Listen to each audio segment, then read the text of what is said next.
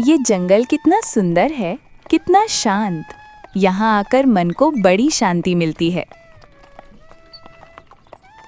राजकुमारी जी, ये जंगल जितना सुंदर दिखता है उतना ही खतरनाक भी है।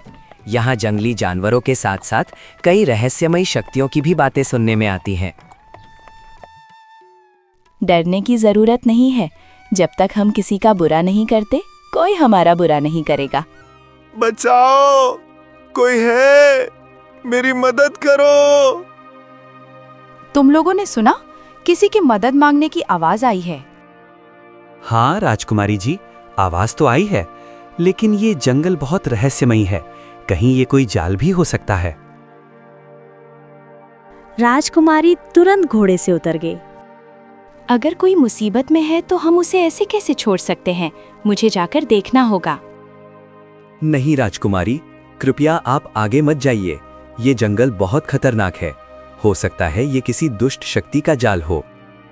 लेकिन राजकुमारी का स्वभाव दयालु था। वो किसी की पीड़ा अनदेखी नहीं कर सकती थी। अगर किसी को हमारी मदद की जरूरत है तो मैं पीछे नहीं हट सकती। तुम लोग यहीं रहो, मैं देख कर आती हूँ। ये कहकर राजकुमारी उस आवाज की दिशा में चलने लगी। जैसे जैसे वो आगे बढ़ती गई, जंगल और भी घना होता गया।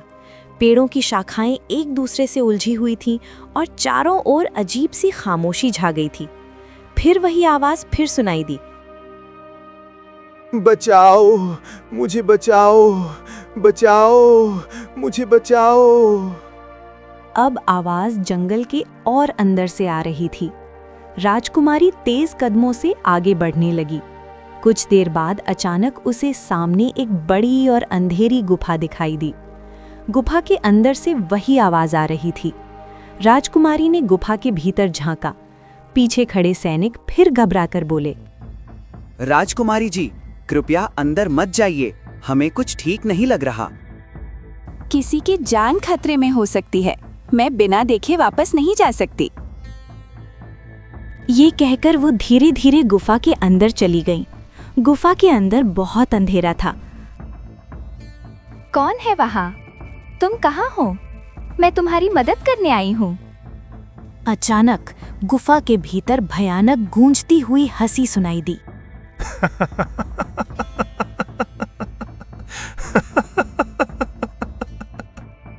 अंधेरे के बीच से धीरे धीरे एक भयानक तांत्रिक आगे आया। उसके लंबे उलझे हुए बाल थे, आंखें लाल चमक रही थीं और उसके हाथ में एक रहस्यमयी डंडा था। तांत्रिक जोर जोर से हंसने लगा। आखिरकार तू आ ही गई राजकुमारी। मैं इसी पल का इंतजार कर रहा था। तुम कौन हो और यहाँ किसे कैद करके रखा है? ये आवाज, ये सब एक छल था। मैं तुम्हें यहाँ बुलाना चाहता था और तुम खुद मेरे जाल में आ गई। राजकुमारी क्रोधित हो गई। दुष्ट, तुम्हारी इतनी हिम्मत! अभी मैं तुझे गिरफ्तार करवाती हूँ। ओम क्रीम काली, तंत्र शक्ति प्रकट हो। अचानक उसके हाथ से काली चमकती किरणें निकलीं और सीधी राजकुमारी की ओर बढ़ीं।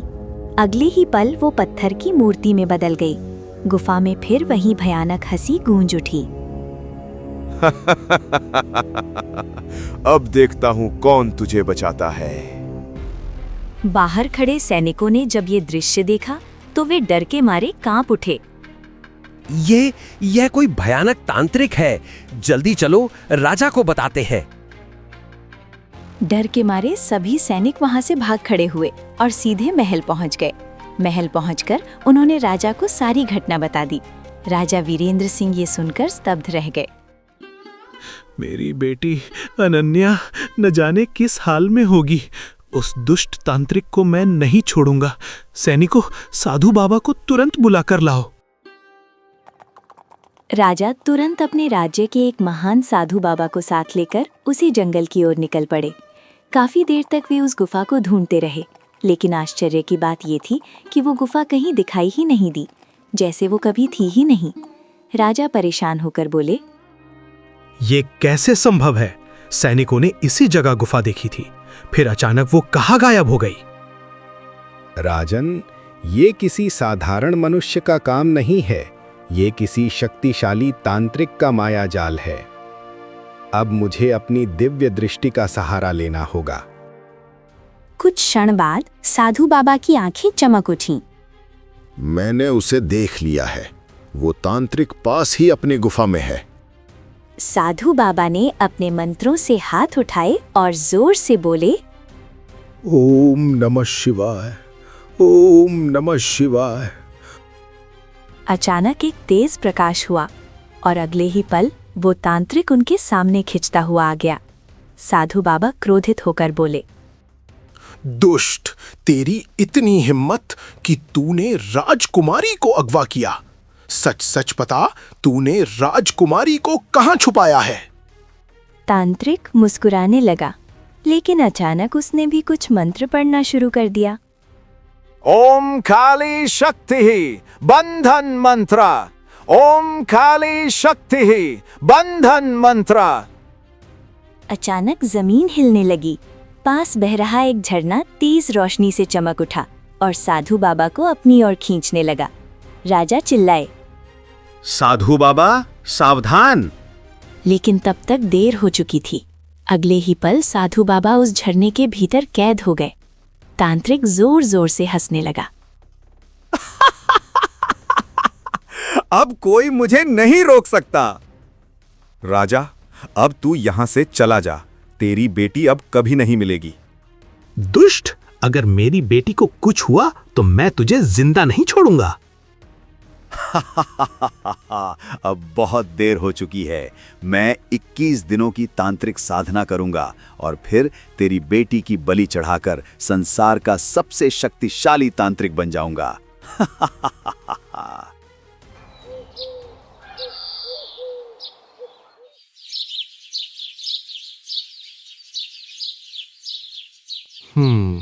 छोटी सी झोपड़ी है, लेकिन जगह बहुत अच्छी है और ये गाय भी अच्छी है। ये जमीन अगर मेरी हो जाए तो यहाँ एक बड़ा गोदाम बन सकता है।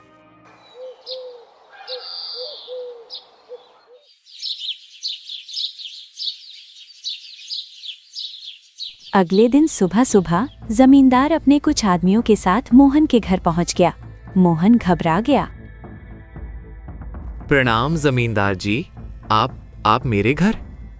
अरे ओ मोहन, तेरे पिता ने मुझसे 10 सोने की मोहर कर्ज ली थी। क्या? ये कैसे हो सकता है? मेरे पिता ने कभी आपसे कर्ज नहीं लिया। झूठ बोलता है तू। इन सब लोगों के सामने तेरे पिता ने मुझसे कर्ज लिया था। हाँ, हमने अपनी आंखों से देखा था। तेरे पिता बहुत परेशान थे उस समय।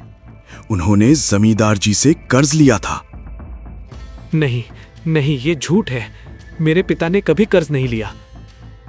चुप! तेरे पिता कर्ज वापस करने से पहले ही मर गए। अब ब्याज जुड़ते जुड़ते वो रकम 50 सोने की मोहर हो चुकी है। मोहन के पैरों तले जमीन खिसक गई। 50 सोने की मोहर? जमींदार जी, मैं इतना पैसा कहां से लाऊंगा? मैं तुझे 1 सप्ताह का समय देता हूं। 1 सप्ताह में कर्ज चुका दे, नहीं तो ये झोपड़ी, ये जमीन और ये गाय सब मेरी हो जाएगी। ये कहकर जमींदार जोर से हंसता हुआ वहां से चला गया। मोहन की आंखों में आंसू आ गए।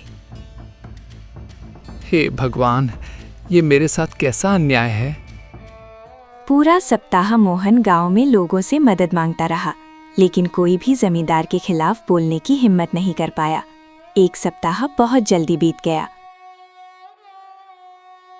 7वें दिन सुबह जमींदार अपने कई आदमियों के साथ मोहन के घर आ पहुंचा। तो मोहन लाया 50 सोने की मोहर। जमींदार जी, मुझ पर दया कीजिए। ये झूठा कर्ज है। मेरे पिता ने कोई कर्ज नहीं लिया था। मतलब तू पैसे नहीं देगा?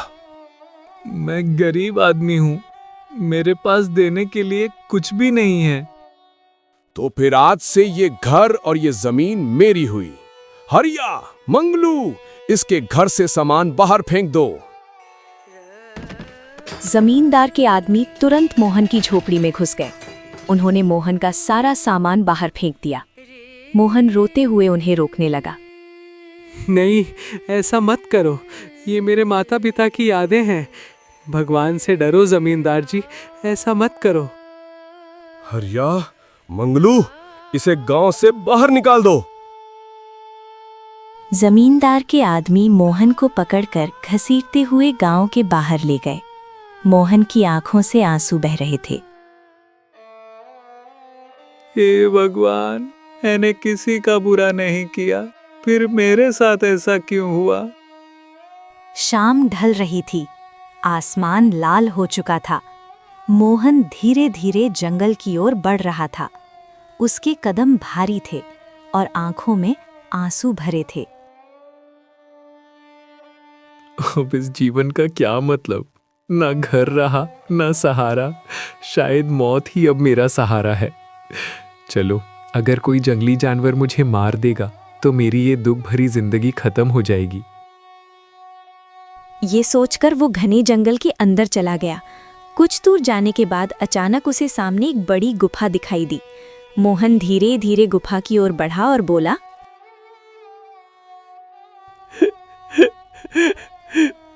लगता है ये किसी शेर की गुफा है।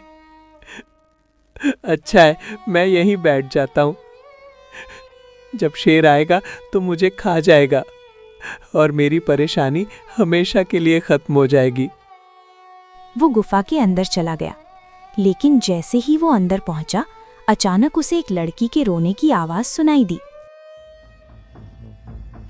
कोई है, मुझे बचाओ, कोई मुझे यहाँ से बचाओ। मोहन एकदम सन्न रह गया। वो घबराकर चारों ओर देखने लगा। गुफा के बीचों बीच उसे एक सुंदर लड़की की पत्थर की मूर्ति दिखाई दी, लेकिन आवाज उसी मूर्ति से आ रही थी। मोहन डरते हुए बोला, ये कैसे हो सकता है? पत्थर की मूर्ति बोल कैसे सकती है? डरो मत, मैं जीवित हूँ। तुम कौन हो? मैं इस राज्य की राजकुमारी अनन्या हूँ। मुझे एक दुष्ट तांत्रिक ने अपने जादू से पत्थर की मूर्ति में बदल दिया है। अगर कोई मेरी मदद नहीं करेगा तो वो तांत्रिक 11 दिन बाद मेरी बलि चढ़ा देगा। मोहन कुछ देर चुप रहा, फिर उसने उदास होकर कहा, मैं तो वैसे भी मरने के लिए ही यहाँ आया हूँ। मेरी जिंदगी में अब कुछ नहीं बचा। अगर मरना ही है तो क्यों ना मरने से पहले किसी की मदद कर दूं। फिर उसने पूछा, राजकुमारी, मैं आपकी मदद कैसे कर सकता हूँ? पास में ही एक जादुई झरना है।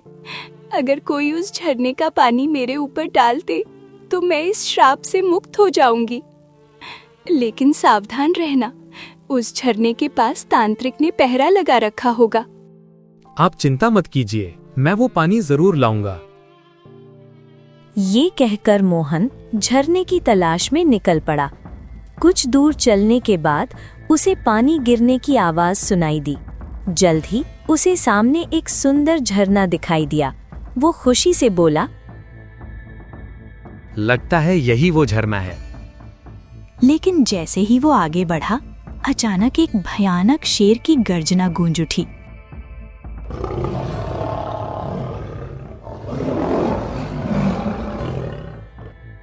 मोहन डरकर वहीं रुक गया। अचानक उसके सामने एक विशाल शेर आकर खड़ा हो गया। शेर ने गहरी आवाज में कहा, ए मुसाफिर, तू यहाँ क्यों आया है? मैं झरने का पानी लेने आया हूँ। अगर तुझे ये पानी चाहिए तो पहले मेरी पहेली का उत्तर देना होगा। पूछो। बताओ, वो कौन सी चीज है जो बांटने से बढ़ती है और बचाकर रखने से घटती है? मोहन कुछ देर सोचता रहा, फिर अचानक उसके चेहरे पर हल्की मुस्कान आई। उसका उत्तर है प्रेम और ज्ञान। जितना बांटो उतना बढ़ता है, और अगर उसे छुपा कर रखो तो वो खत्म हो जाता है। शेर अगले ही पल वो हवा में गायब हो गया। मोहन ने जल्दी से झरने का पानी एक लोटे में भर लिया। वो जल्दी जल्दी वापस गुफा की ओर जाने लगा, लेकिन रास्ते में अचानक एक बूढ़ा आदमी उसके सामने आ गया। अरे बेटा, ये पानी उस मूर्ति पर मत डालना। वो कोई राजकुमारी नहीं बल्कि एक भयानक डायन है। अगर तुमने ये पानी उस पर डाल दिया तो वो आजाद हो जाएगी और पूरे राज्य में तबाही मचा देगी। मोहन गहरी सोच में पड़ गया।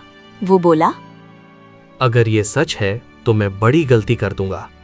इसका फैसला अब ये जादुई पानी ही करेगा। उसने लोटे से थोड़ा पानी निकाला, फिर भगवान का नाम लेकर जमीन पर छिड़क दिया। अचानक तेज प्रकाश फैल गया और उसी झरने से साधु बाबा आजाद होकर बाहर आ गए। साधु बाबा तुरंत उस बूढ़े आदमी की ओर मुड़े। उन्होंने अपनी दिव्य शक्ति से उसे हवा में उठा लिया। अचानक वो बूढ़ा आदमी जोर जोर से हंसने लगा। अगले ही पल वो अपने असली रूप दुष्ट तांत्रिक में बदल गया। ओम नमः शिवाय, ओम नमः शिवाय। अचानक तेज प्रकाश निकला और अगले ही पल तांत्रिक भस्म होकर समाप्त हो गया। साधु बाबा मुस्कुराकर बोले, बेटा, अगर तुम समझदारी नहीं दिखाते तो ये दुष्ट फिर से हमें धोखा दे देता। फिर दोनों गुफा की ओर लौटे। मोहन और साधु बाबा ने मिलकर झरने का जल राजकुमारी की मूर्ति पर डाला। अचानक गुफा में तेज प्रकाश फैल गया और कुछ ही क्षणों में राजकुमारी अनन्या अपने असली रूप में आ गई। मोहन, तुमने मेरी जान बचाई है। तुम इतने उदास क्यों हो? मोहन ने सारी कहानी बता दी। जमींदार का अत्याचार, उसका घर छिन जाना और उसका जंगल में मरने के लिए आना। राजकुमारी ये सुनकर भावुक हो गई। अब तुम अकेले नहीं हो, तुम मेरे साथ चलोगे। वो मोहन को अपने साथ राजमहल ले गई। जब राजा वीरेंद्र सिंह को पूरी घटना पता चली तो वे बहुत खुश हुए। उन्होंने मोहन से कहा, बेटा, तुमने मेरी बेटी की जान बचाई है। आज से तुम हमारे लिए केवल एक साधारण युवक नहीं बल्कि हमारे राज्य के नायक हो। कुछ समय बाद राजा ने मोहन और राजकुमारी अनन्या का विवाह करवा दिया। मोहन अब राजकुमार बन गया, लेकिन वो अपने अतीत को नहीं भूला।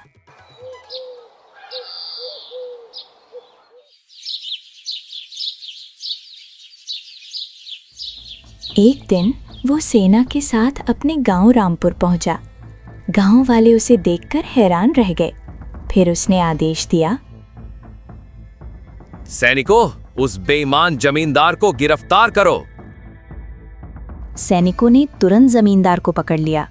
मोहन ने कठोर स्वर में कहा, जिसने गरीबों पर अत्याचार किया है उसे अब न्याय का सामना करना होगा। और इस तरह जिस मोहन के पास कभी घर भी नहीं था, वही मोहन अपनी ईमानदारी, साहस और दया के कारण राजकुमार बन गया।